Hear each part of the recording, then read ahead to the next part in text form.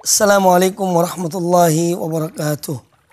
Alhamdulillah, wassalatu wassalamu ala rasulillah, nabiyina Muhammadin wa alihi wa sahbihi wa mawala.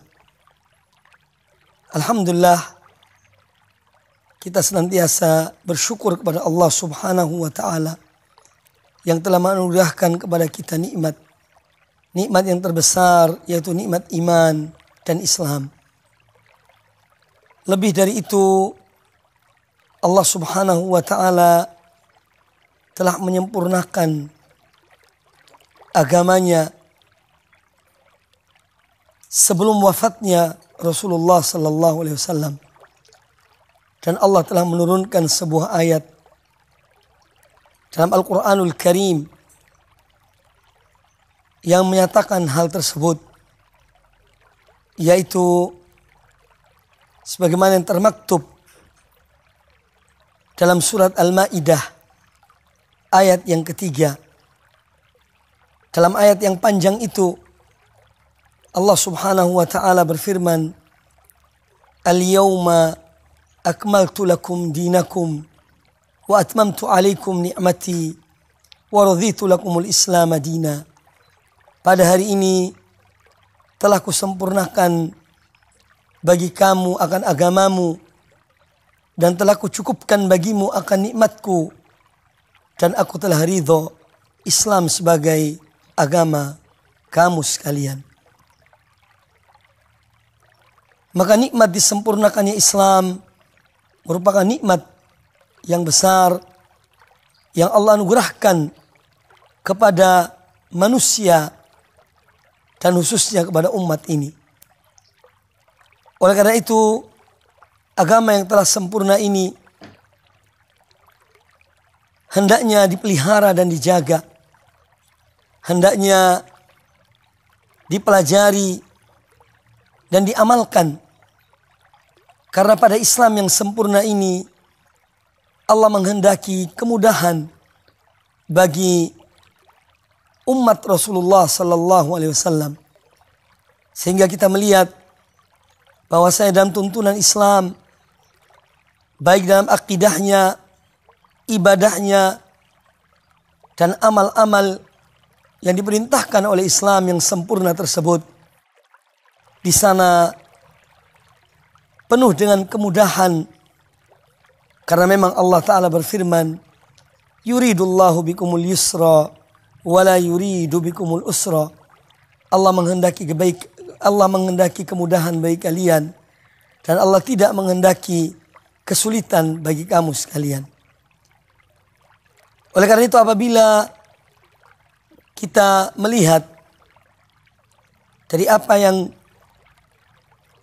berkembang setelah perjalanan Islam yang jauh dan munculnya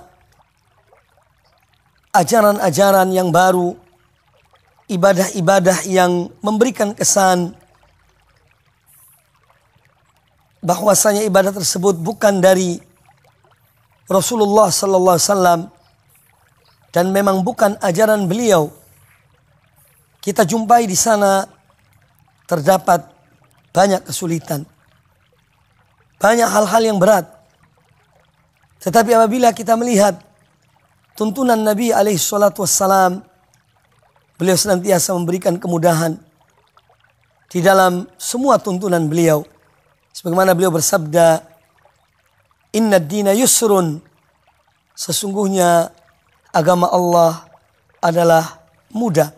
Dan jika kita melihat apa yang dilakukan oleh sebagian kaum muslimin yang membuat cara-cara tertentu dalam beribadah kepada Allah, membuat ibadah-ibadah yang tidak diturunkan dalil oleh Allah subhanahu wa ta'ala, maka di sana kita akan menjumpai betapa sulitnya ibadah-ibadah yang mereka kerjakan. Sehingga seorang apabila ingin mengerjakan suatu ibadah, dia memerlukan pengorbanan yang amat besar, pengorbanan harta, tenaga, bahkan yang lainnya. Salah satu sebab adalah karena menyimpang dari tuntunan Allah dan Rasulnya, Nabi kita Muhammad sallallahu alaihi wasallam. Agama yang telah sempurna inilah yang dipahami dan dijalani oleh para salaf dan orang-orang yang mengikuti mereka dengan baik. Sehingga mereka sangat menentang adanya bid'ah di dalam agama, di dalam ibadah. Oleh karena itu, kita melihat perkataan para sahabat yang benar-benar memahami Islam ini. Di antara Abdullah bin Mas'ud radhiyallahu anhu, beliau mengatakan, "Ittabi'u wa la tabtadi'u faqad kufitum." Ikutilah dan jangan kalian membuat hal-hal yang baru dalam agama ini, karena telah cukup bagi kamu sekalian. Demikian pula perkataan Abdullah bin Umar radhiyallahu anhuma, beliau mengatakan, "Kullu bid'atin dhalalah wa in ra'ahan nasu hasanah." Segala sesuatu yang baru dalam agama ini adalah merupakan kesesatan, penyimpangan, walaupun manusia melihatnya baik. Dan perlu dipahami dalam masalah ini bahwa penekanan para ulama yang berkaitan dengan kesempurnaan agama dan larangan di dalam membuat hal-hal yang baru dalam agama ini khususnya berkaitan dengan dinullah dan agama Allah Subhanahu wa taala. Adapun urusan-urusan duniawi, hal-hal yang baru yang berkaitan dengan dunia, maka dunia ini sesungguhnya belum sempurna, sehingga terus membenahi dirinya untuk mencapai kesempurnaan, untuk mencapai kemudahan-kemudahan. Sehingga kita melihat dalam perkembangan dunia bahwa kalau dahulu seorang musafir bepergian dan menggunakan onta, karena memang itulah kendaraan yang ada pada saat itu, atau menggunakan keledai atau yang lainnya dari binatang-binatang ternak yang bisa digunakan untuk safar bepergian. Tetapi dengan perkembangan dunia, perkembangan ilmu pengetahuan, maka ditemukan sarana-sarana baru yang bermanfaat bagi manusia, bahkan mendukung dan dapat mempermudah pelaksanaan tuntunan agama ini. Maka seorang musafir, dia pergi, dia menggunakan mobil. Bahkan di zaman kita ini telah ditemukan pesawat terbang yang mana seorang melaksanakan ibadah haji bisa lebih mudah.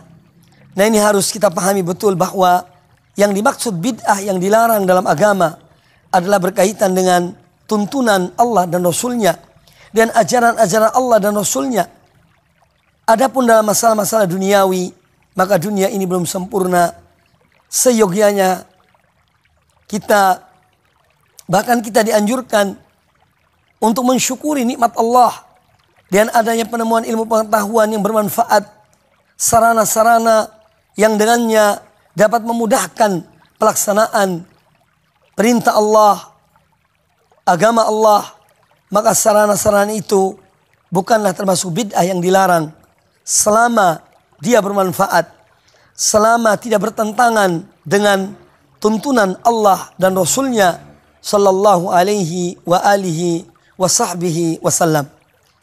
Inilah yang harus kita pahami, karena tidak sedikit kita mendengar dari kalangan orang-orang yang tidak menerima atau menolak apa yang diajak oleh para da'i yang mengajak manusia agar mereka benar-benar mengikuti tuntunan Allah dan Rasulnya dan jauh dari perbuatan-perbuatan bid'ah di dalam agama. Mereka selalu beralasan, kalau seandainya semua bid'ah itu dilarang, maka mengapa kita menggunakan kendaraan, mobil, pesawat? Mengapa kita menggunakan hal-hal yang baru yang berkaitan dengan duniawi ini? Tentu itu pun tidak boleh, kata mereka. Hal ini adalah merupakan alasan yang tidak tepat. Alasan yang menunjukkan tatkala mereka lemah dalam membantah dalil-dalil yang melarang mengada-adakan hal-hal yang baru dalam agama, maka mereka pun mencari alasan yang diibaratkan oleh Al-Quranul Karim ibarat sarang laba-laba. Alasan-alasan yang sangat lemah, yang tidak berdasarkan pada dalil, tetapi lebih cenderung berdasarkan pada kejahilan atau kepada hawa nafsu. Wa na'udzubillahi min dzalik. Rasulullah sallallahu alaihi wasallam bersabda, "Man ahdatsa fi amrina hadza ma laysa minhu fahuwa raddun." Barang siapa yang mengadakan sesuatu yang baru dalam urusan kami ini, yang bukan dari perintah kami, maka hal tersebut tertolak. Demikian pula sabda beliau dalam satu riwayat yang lain dalam hadis yang sahih, "Man amila amalan laisa alaihi amruna fahuwa raddun." Maka barang siapa yang mengerjakan suatu amalan yang bukan atas perintah kami, maka amalan tersebut tertolak. Oleh karena itu kaum muslimin rahimakumullah, seorang yang mencukupi dalam ibadahnya dengan melaksanakan apa yang dituntun oleh Rasulullah sallallahu alaihi wasallam itu adalah lebih baik daripada dia melakukan sesuatu yang tidak dituntun oleh Allah dan Rasulnya, yang justru akan memayahkannya, memberatkannya. Oleh karena itu, sederhana di dalam mengikuti sunnah Nabi SAW lebih baik daripada bersungguh-sungguh, tetapi dalam melakukan hal-hal yang tidak dicontohkan oleh Rasulullah Sallallahu Alaihi Wasallam. Semoga Allah Subhanahu Wa Taala memberikan kepada kita hidayah, taufik, agar kita senantiasa mengikuti tuntunannya dalam Al-Quranul Karim dan tuntunan Rasulnya Nabi kita Muhammad SAW yang dilaksanakan oleh para sahabat dan diikuti oleh para tabi'in dan orang-orang yang mengikuti mereka dengan baik. Aqulu qouli hadza wallahu ta'ala a'lam.